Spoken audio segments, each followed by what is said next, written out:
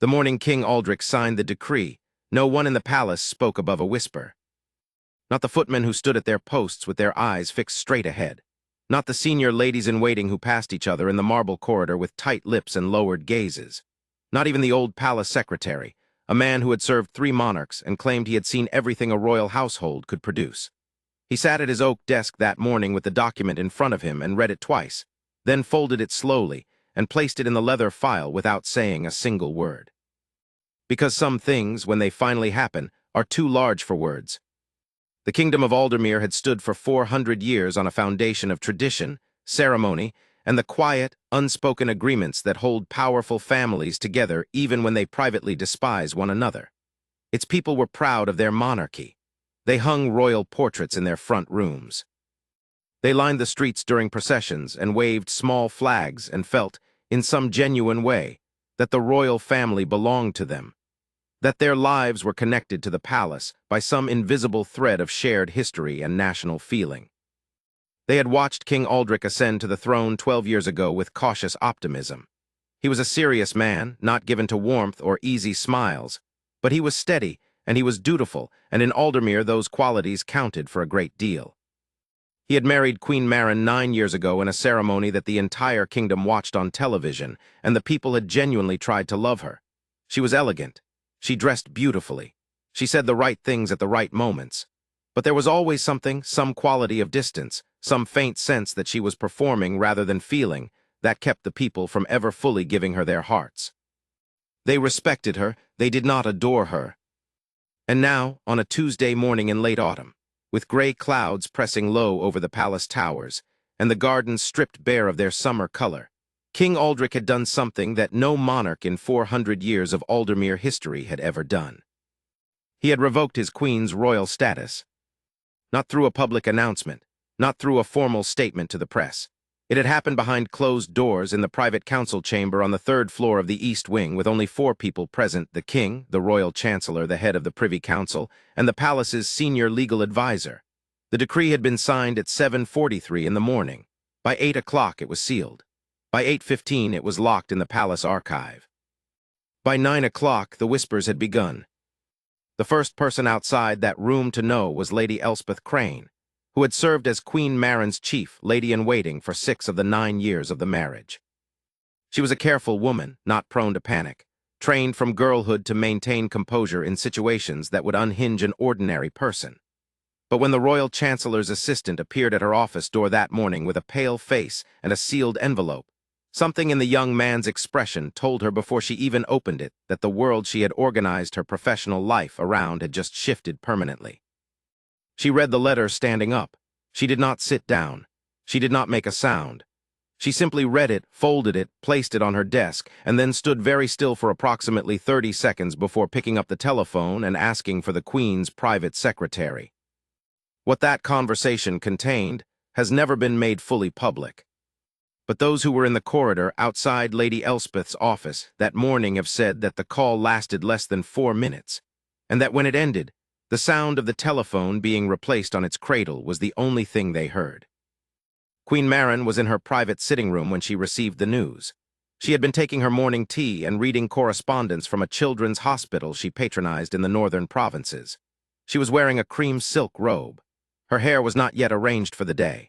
She looked, by all accounts, entirely ordinary, which is to say she looked human in a way she rarely allowed the world to see. Her private secretary entered the room and informed her of what had taken place. The tea sat on the table and went cold. The correspondence from the children's hospital remained in her lap, unread. Queen Maren, or Maren as she would technically now be addressed, stripped of the title that had defined her public identity for 9 years, looked out of the window at the gray autumn garden for a long time without speaking. When she finally turned back to her secretary, her expression was composed, not collapsed, not devastated, composed. She said very quietly that she would like to speak with her own legal counsel, and then she asked for fresh tea. The reasons behind King Aldrich's decision had been building for longer than anyone outside the palace's innermost circle understood. The public image of the royal marriage had been managed with considerable skill for several years. There had been rumors, of course. There are always rumors around a royal household, and the press of Aldermere had been printing careful insinuations for at least 3 years. But rumors and reality are different things, and the palace communications office had consistently and effectively separated the two in the public mind. The reality was this. The marriage between Aldrich and Maren had functionally ceased to exist as a genuine partnership somewhere around the 4th year. What remained was a professional arrangement, two people who appeared together at state functions, who maintained the visual and ceremonial requirements of a royal marriage, who were photographed smiling on palace balconies, while behind the closed doors of the East Wing they lived almost entirely separate lives. This, on its own, would not have been enough to bring Aldrich to the point of the decree. Royal marriages had survived far worse degrees of personal estrangement. The institution was built to absorb private unhappiness and present a stable face to the world, and both Aldrich and Maren understood this. Neither of them had ever been naive about what they had agreed to. What had changed, what had shifted the calculation entirely, was a matter that the palace would not confirm or deny publicly for several months, and which even now is only partially understood by those outside the inner circle. What is known is that in the summer preceding the decree, King Aldrich had received information, from a source within the palace itself, suggesting that Queen Maren had been engaged in a series of private communications with a senior political figure in a neighboring state. The communications were not, on their face, illegal. A queen corresponding with foreign dignitaries was not in itself a remarkable thing.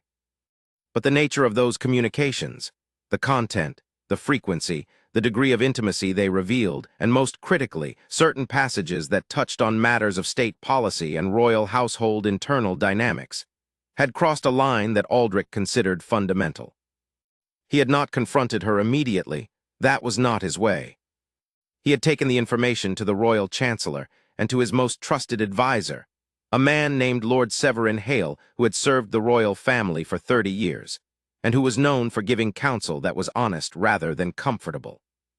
The three of them had met privately on 4 separate occasions over the following 6 weeks, working through the legal framework, the constitutional implications, the political consequences both domestic and international, and the question of what Aldrich himself actually wanted. What Aldrich wanted, it emerged over those 6 weeks of conversation, was something that surprised even Lord Hale. He did not want scandal. He did not want a public spectacle. He did not want the kind of drawn-out, publicly documented royal crisis that had damaged the monarchy in the past and taken years to recover from. He wanted the matter resolved quietly, legally, and with the minimum possible disruption to the institution he had spent his life serving. The decree, in his view, was the cleanest solution. It could be executed without a court proceeding.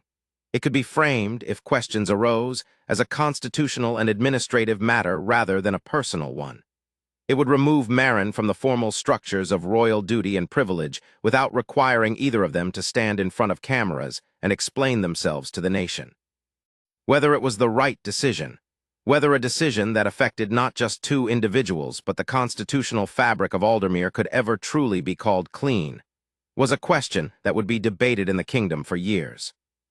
But on that Tuesday morning, Aldrich had made it, and it was done. By midday, the whispers had reached the lower floors of the palace. By mid-afternoon, they had reached the press corps stationed at the palace gates, who began making calls and sending messages with the particular urgency of people who suspect they are standing at the edge of a very large story. By evening, 3 of Aldermere's major newspapers had received calls from sources asking, in carefully vague terms, whether there was any royal news the editors were aware of. The Palace Communications Office issued a brief statement at 6 o'clock that evening. It confirmed that changes to royal household arrangements were being implemented and that a fuller statement would follow in due course. It said nothing specific. It named no one. It used the particular type of language that royal press offices have perfected over centuries, language that sounds like information while containing almost none. It was, in its way, masterful. It was also completely ineffective, because by the time the statement was issued, the basic outline of what had happened was already spreading through the kingdom's social and political networks with the speed that only genuinely extraordinary news achieves. By 9 o'clock that evening, it was on every major news channel. By 10 o'clock, it was everywhere. Aldermere sat up late that night. People who had been vaguely aware of the royal family in the background of their daily lives found themselves suddenly, urgently interested. The forums and discussion boards and late-night radio programs filled with voices, some outraged, some fascinated, some quietly satisfied in the way that people can be when something they always half-suspected turns out to be true. The question that dominated all the conversations was the same one: why? Because the palace statement had given them the what, or the outline of the what, stripped of all detail, but it had given them nothing of the why. And human beings, confronted with a dramatic event and denied an explanation, will generate their own. By midnight, there were at least a dozen competing theories circulating through Aldermere, ranging from the plausible to the fantastical, and every one of them was being discussed with complete conviction by someone somewhere. Maren spent that evening in her private quarters with her personal attorney, a woman named Elindra Voss, who had represented her in various legal matters for the past 5 years, and who was regarded as one of the sharpest legal minds in the kingdom. They worked for 4 hours, going through the decree line by line, examining every clause, mapping the legal landscape that Maren now found herself standing in. It was not an encouraging landscape. The decree was, Elindra told her, legally sound. It had been prepared with care. The constitutional framework for such an action was narrow, but it existed, and whoever had drafted this document had understood it precisely. There were avenues for challenge, there were always avenues, but they were complex, they would be slow, and the public nature of any challenge would subject Maren to exactly the kind of scrutiny that she would, in her attorney's professional judgment, find very difficult. Maren listened to all of this without interrupting. She asked precise, careful questions. She took notes in her own hand on a small leather notepad. When Elindra had finished, Maren thanked her, saw her out, and then sat alone in the sitting room with her notepad in her lap and the palace grounds dark and silent beyond the windows. She was not a woman who had ever permitted herself to be destroyed by circumstances. Whatever she had done, whatever her choices had been in the years of this marriage, she had made them with open eyes, and she was not the type to collapse into regret now that consequences had arrived. But sitting in that quiet room, with the title that had organized her public identity for 9 years removed from her, and the full weight of what came next pressing down on her, she allowed herself, for perhaps 10 minutes, to simply feel the size of what had happened.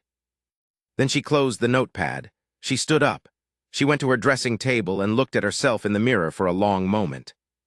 And she began to plan. King Aldrich slept badly that night, which surprised him. He had made the decision weeks ago. He had been certain of it. He was still certain of it.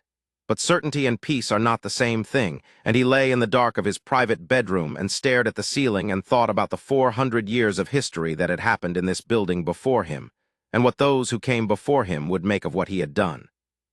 He thought about his father, who had taught him that the first duty of a monarch was to the institution, not to himself. He thought about what the institution would look like in the morning, and in the weeks after that, and in the years that historians would eventually spend examining this period of Aldermere's royal history. He thought about whether he had protected the institution or damaged it, and he found, as he had found throughout the 6 weeks of deliberation, that he genuinely did not know the answer. What he knew was simpler than that. He knew what he had found in those communications. He knew what it had meant. He knew that something had broken in a way that could not be quietly repaired, and that the choice had been between a slow, managed erosion and a single sharp cut. He had chosen the cut. Whether Aldermere would ultimately judge that choice as strength or failure was not something he could know tonight. It was not something he could control. He was 51 years old, and he had spent his entire adult life making decisions that the kingdom would evaluate for decades after he was gone, and he had made his peace, mostly, with that condition of his existence. But tonight he lay awake in the dark, and the palace around him was very quiet, and outside the autumn wind moved through the stripped gardens, and somewhere in the east wing the woman who had been his queen for 9 years was sitting with her notepad and making her own plans. And Aldermere, 400 years old, proud and watchful and endlessly complicated, held its breath, and waited to see what came next.